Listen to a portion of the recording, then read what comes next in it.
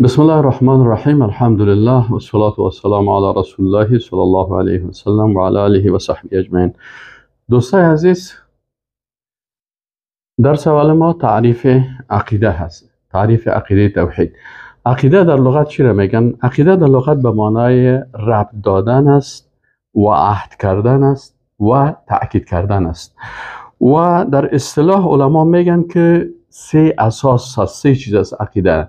تصدیق قلبی هست، یک انسان قلباً تصدیق داشته باشه، مثل که ما و شما وقتی که به زبان یک چیز میگیم قلب ما با او خوب اما تو او را تصدیق بکنه، بگه راست است و درست است. این عقیده در اصطلاح تصدیق قلبی هست. و اطمینان نفسی هست، یعنی داخلا انسان با آنچه که عقیده داره مطمئن باشه و یقین هست که انسان با آنچه که عقیده داره یقین داشته باشه. خب حکم یاد گرفتن عقیده چی است؟ یاد گرفتن عقیده فرض عین است بالای هر انسان. فرض عین چی معنی؟ مثل که ما و شما هر کس بر خود نماز میخونه، هر کس باید اساسات عقیده را خودش یاد بگیره. دلیلش چی است؟ دلیلش این آیت قرآن است که فعلم انه لا اله الا الله.